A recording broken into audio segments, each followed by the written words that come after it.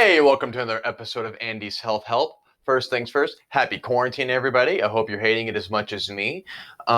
Due to issues with my mic, it's been messing up. I put it in 15 to 20 different positions. I've tried 2 to 3 different shirts, and it just keeps messing up. So I am going to apologize in advance if there is a mic quality in the video where it just dips and goes silent for maybe a second, or overall just sounds like it's scratching against something.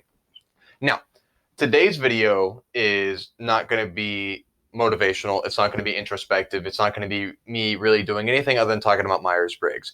Because just like many of you, quarantine has given me an overwhelming sense of anxiety. I feel restless. I'm not happy. I just keep getting depressed all the time. And I ultimately hate this. So I need to keep my spirits up, and I want to keep your spirits up so we can do something fun together.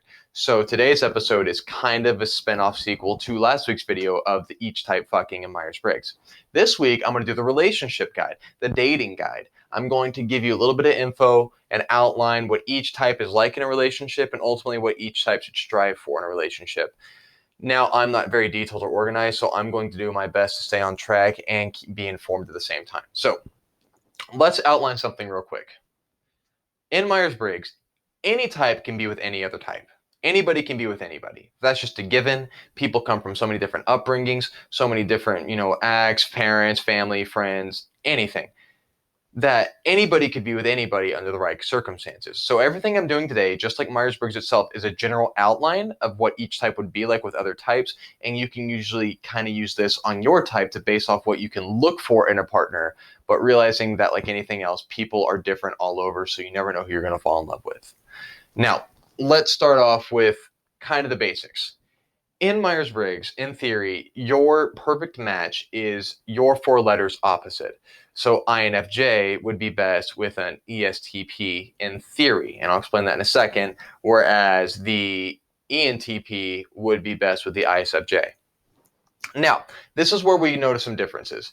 There's only one letter in Myers Briggs of the types that is harder to date different with, which is intuitives are better with intuitives and sensors are better with sensors. Now, remember, a sensor can be with an intuitive, an intuitive can be with a sensor. They can live a happy life together. It just depends on the people. But on average, intuitives do better with intuitives, sensors do better with sensors. And why is that? Intuitives think bigger picture, more future oriented. They're not as present in the moment, which is a problem because sensors are usually about the here and now and not about 20 years down the road. Not that they don't plan for it, they're just more focused and present now over living in the future or in their head. So it's harder for them to find common ground a lot of time with intuitive versus sensor. That aside, introverts are better with extroverts. Extroverts better than introverts. Why? Extroverts talk a lot usually, and introverts are better at being quiet and listening and interpreting. That's just a basic bitch outline. Everybody's different because introverts can be talkative, extroverts can be quiet, usually, or sometimes. That aside, thinkers are better with feelers, and feelers are better with thinkers. Why? Thinkers help bring out the logic from the feelers, and the feelers help bring out the emotion from the thinkers. Now, I'm not saying that thinkers aren't emotional and that feelers are not logical. It's just usually you lead with one over the other. And so it kind of, with a thinker and a feeler, you kind of find a common ground and can better balance yourselves. And that's what the whole thing is with a relationship, is you want to balance each other out. Now, judgers are better with perceivers, vice versa, which is very simple.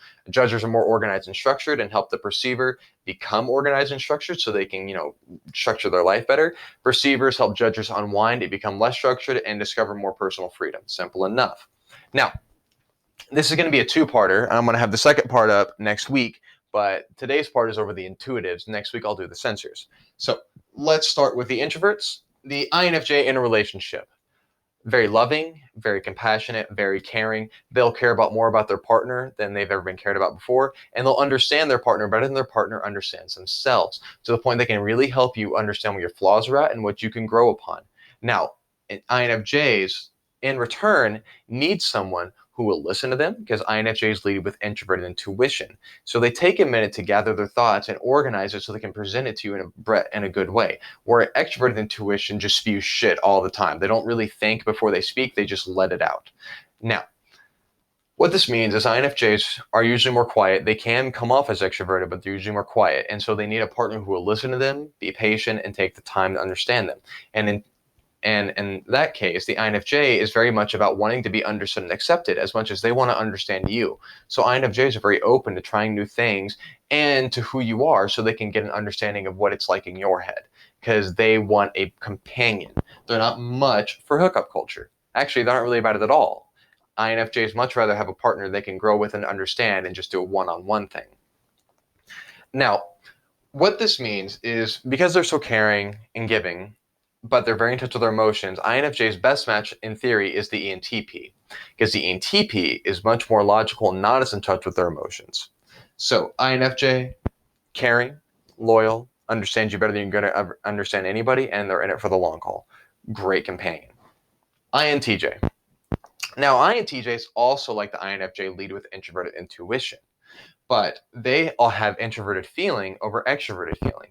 And it's lower in their order, but INTJs feel a lot, like a lot. And so they're also very picky and not much about hookup culture. And so they much rather have a partner, but they're pickier to the point that they need someone that they can be direct with, because INTJs are very direct in a relationship. They're very caring, but they ultimately want to help you reach your goal, and they need a lot of alone time. So does the INFJs, but that's just an introvert thing. Extroverts need more social time. That aside, the INTJ is going to want a partner they can talk to. They usually do better with intuitives. INTJs and INFJs are not really built to be with sensors. Now, can it happen? Of course.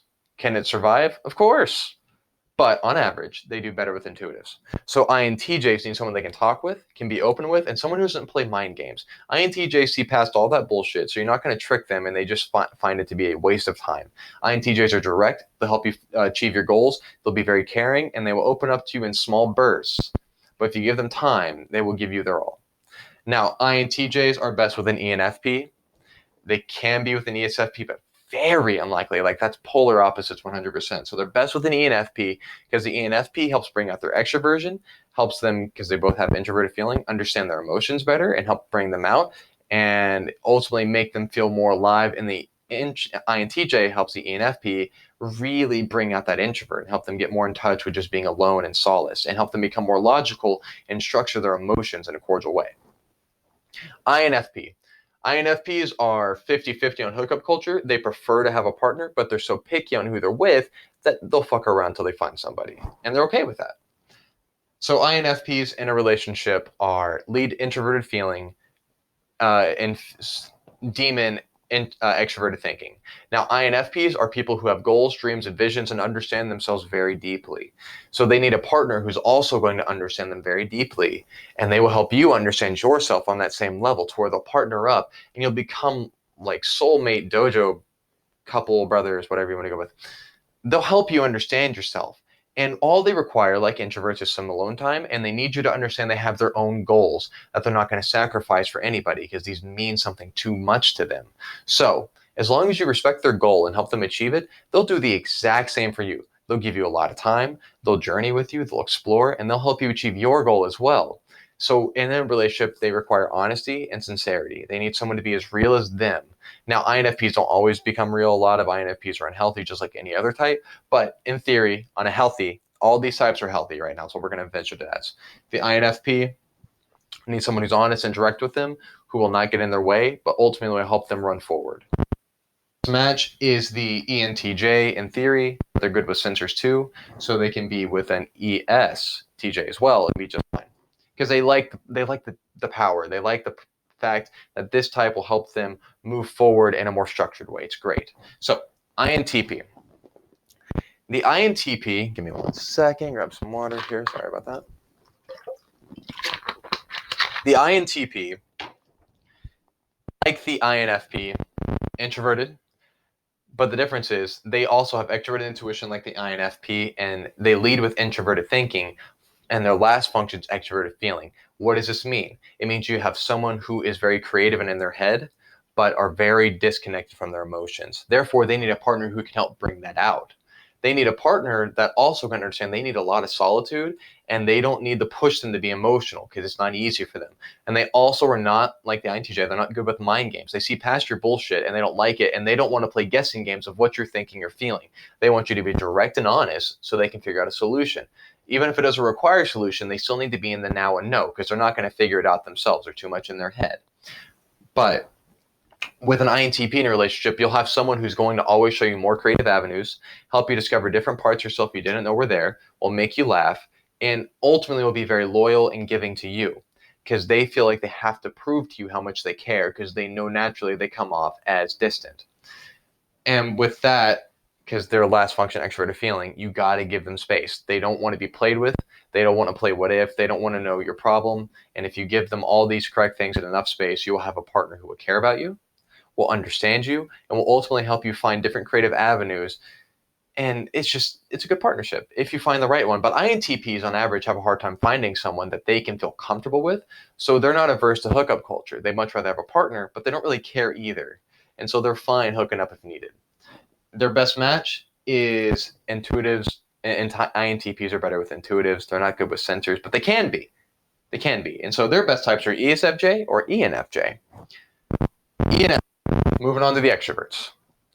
The ENFJ is very similar to the INFJ, but they lead with extroverted feeling. So they care deeply for their partner. They're very averse to hookup culture, not their thing. They much rather have a partner because when you date an ENFJ, they're very goal driven. And they want a partner who will grow with them and not be closed-minded because they're always trying to expand and broaden their own selves, like self-growth. They need someone to do that with them. So they don't want someone closed-minded. They want someone honest and loyal, just like the INFJ. And ENFJs live to make their partner happy. And so ENFJs will be a very giving and caring and powerful partner because they'll help you reach your goals. And as long as you give them the same respect back and give them enough social time because they're extroverts, you will have a very fulfilling life with a partner who will help you grow and they will grow with you. So you're never alone on the journey. And so their best match is the INTP. They can be with sensors, but they prefer intuitives. So it would be the INTP or ISTP. ENTJ. Okay, they're very dominant, they're aggressive, and they're forward in what they think. They lead with extroverted thinking, and they follow it all the way at the end, demon function, introverted feeling. So they always have the fraud syndrome. Am I good enough? Am I a failure? Am I lying? And so they always have to prove it to themselves to the point that when they're not their emotions, but they're always trying to prove and challenge themselves. Therefore, they're going to do the same with their partner. In a relationship, the ENTJ will be very forceful. They will not date anybody who's lazy or makes them feel held back. Therefore, as long as you help them reach their goals, I guarantee you they'll help you reach yours. And you'll find someone who's pushed you harder than you've ever been pushed before, but will be an ultimate companion to have a good life with, you know? So the ENTJ, as long as you are direct with them, don't play bullshit games with them, and help them get in touch with their emotions while also achieving goals together, you'll have a great partner. And the ENTJ is best with, and they can be intuitive or sensor, usually intuitive, but can be sensor, the ISFP or the INFP. Moving on to the ENFP. So the ENFP is lead extroverted intuition, their final function introverted sensing, but lead extroverted intuition followed by introverted feeling. This means that you're looking at an individual who's very extroverted, heavily extroverted, very talkative, very outgoing, always bouncy, always new ideas, very scatterbrained. And introverted feeling means they have a very big moral compass of who they are and they understand themselves very well. They're very goal oriented because they're followed by extroverted thinking. So they always have a plan of what's next and they put that plan into work and make it happen. And so when you date an ENFP and you have a good relationship with them, you're going to find someone who just requires you to be honest with them and loyal. That's really all they require. And just listen to them and play with them. Because ENFPs and ENTPs need people to play because they love having fun. That's one of their big characteristics is they're kind of like bouncy kids. But the ENFP just needs someone who will understand them, accept them, be honest with them. And if you do that, you'll have a partner who will help you achieve your goals, help you get in touch with yourself in ways you weren't ready for, and the fun in life that you weren't ready to experience yet, or you haven't experienced yet, or just don't do naturally, do it for you. And because of that, ENFPs are better with intuitives, but can also be with sensors, and they're fine completely either way. They are best with a ISTJ or an INTJ. And they'll help, and the INTJ or ISTJ will help them understand their introverted side and help them get more logical because ENFPs definitely lead with emotion over logic first. Last but not least, the ENTP. So the ENTP, like the ENFP, extroverted intuition first, followed by introverted thinking instead of introverted feeling. And what does this mean? ENTPs are very much in their head. They're not averse to hookup culture, but because they're always looking to make sure they don't make the wrong decision, they experiment with a lot of people. So usually ENTPs seem like they like hookup culture, but really they're just burning through numbers to finally find the right person. Now, this doesn't work all the time. Some ENTPs are not like this, but on average, you're looking at someone who is willing to experiment to find the right equation. You know what I'm saying? They want to find the right solution to the problem. So ENTPs are very much in their heads. Therefore, they need someone who can help bring out their emotions, which is why their best match is the INFJ, and they can be with sensors as well, so ISFJ as well. But those two types are extroverted feeling and help bring out the ENTP's emotion. So in a relationship, you'll have someone who's full of ideas, always onto something new. Like the ENFP, they talk a lot. They're very bouncy, very childish, and just want to have fun. So they're always off the walls, trying something new. They'll talk to you about realistic, deep matters if needed, all that good shit. But the ENTP is not as close with their emotions, so they do much better with the feeler, just like thinkers need a feeler, feeler need a thinker, so on and so forth. So as long as you give them space, give them freedom, don't make them feel constrained, you'll have a partner who will bring out the fun in life, will ultimately help you understand yourself better, hopefully, and like many other types, just need someone who's honest and loyal for the long run. But they need someone who they can have fun with, just like the ENFP. You gotta have fun. And all types need to have fun with each other. But it's just more of a requirement for these. And with that, I think I covered it all. Sorry for any mic issues, as I said in the beginning. I hope it's not too bad. But thanks for joining me.